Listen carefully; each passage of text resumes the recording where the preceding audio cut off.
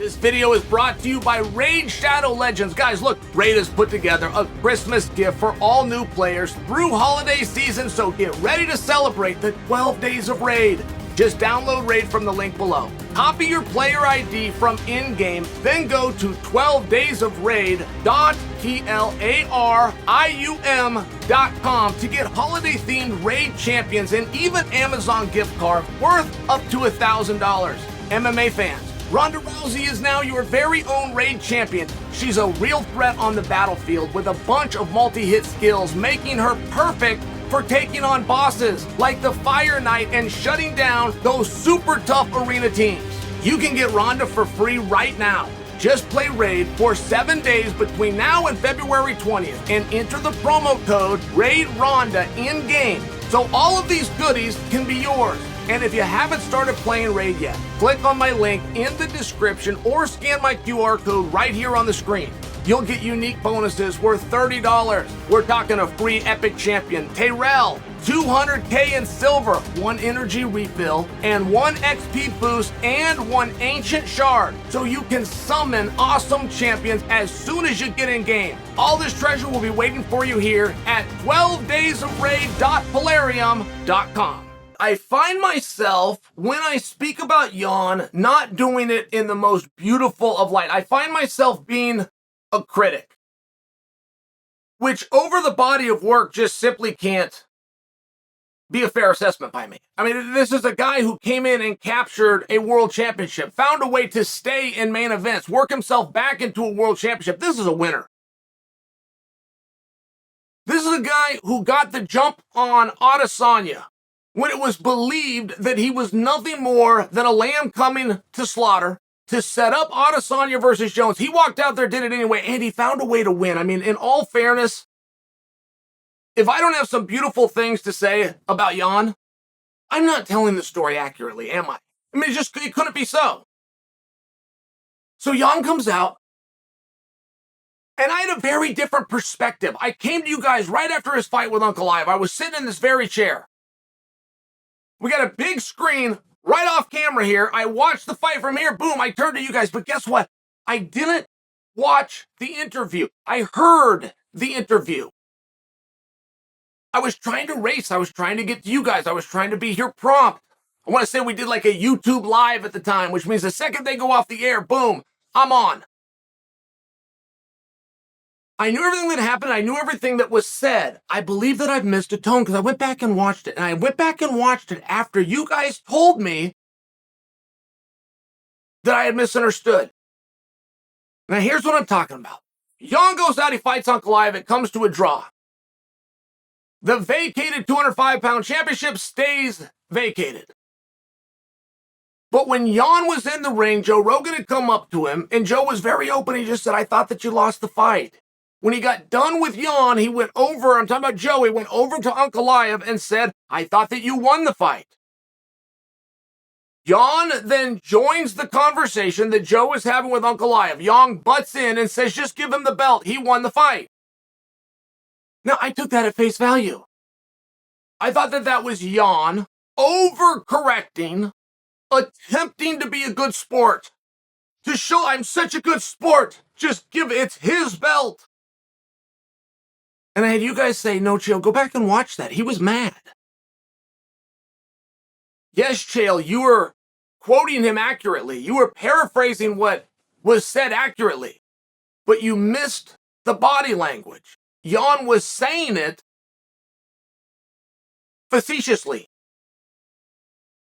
Okay. So I got done and I read your comments and I went back and watched it. I saw that you guys were right. I did miss that. Jan was pissed. And I like that from Jan. I like to see that it mattered to Jan. I like to know that Jan could get his feelings hurt. It made him feel more human to me. It made me, if I was putting myself in his shoes, how would I react? I would have reacted more like he did. And now I started to get it a little bit more. And Jan went pretty quiet. I only saw him do one interview since that fight. Until last night, where I happened to see another interview. And Jan spoke about that specifically. He said, man, I didn't think Rogan should have done that. And he said, when Rogan said it, I thought that Rogan spoke. So I tried to just roll right with it. Now, I like these things. I'm seeing an angry Jan, something you don't see very often. I also thought that Jan won the fight. I thought he won the first 3 rounds. He lost the next 2 rounds. It's 3-2, Jan. I understood that Ankalaev did more damage. I understood that Ankalaev, in those 2 rounds that he won them more decisively. But that's not what the rule says. That's not how this game is played. That's not how the math of a 10-9 works out. And I even texted a judge that was there that night.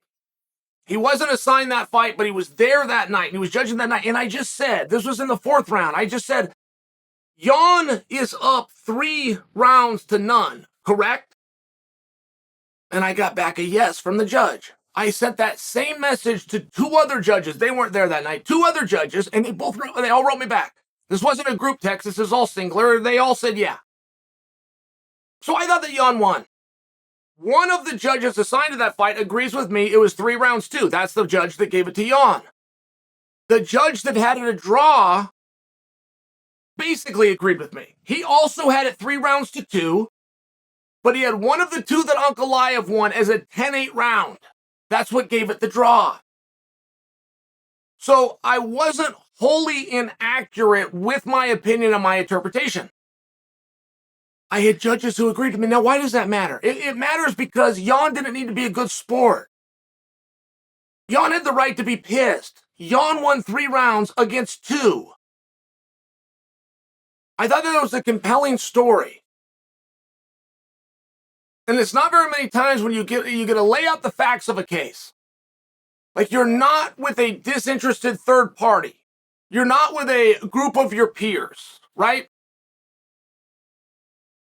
Whatever you can make perception becomes reality within the sport. Now, Jan came out in this interview, which I liked. He was angry, which I liked. He called Rogan out. He said that was rude, that hurt his feelings, that he didn't think it was right. All of these things I liked because I understood them on a human level. But then he came out and said, I'm fine with the decision being a draw. And now I'm back to confused. What's the point of reason to stink? What's the point of bringing it up? If you thought it was a draw, if you thought that the judges got it right. And I'm just confused. Like, I don't have a thought to expand on here, just so you know. I've already basically gotten to my point. I think that it would have been very helpful if I was to make the prediction for you that night. And as a matter of fact, I did. They were going to do a rematch of that. They're just going to put Ankalaev and Jan in there again and make it for a title. Or they're going to move Jan out of the way because of the damage that he caused himself in the post-fight interview. They're going to bring Ankalaev in, give him Glover, and off you go. Now we get to the press conference, which was roughly 40 minutes later. We find out that Hill is separated from Lionheart. He's going to be taking on Glover.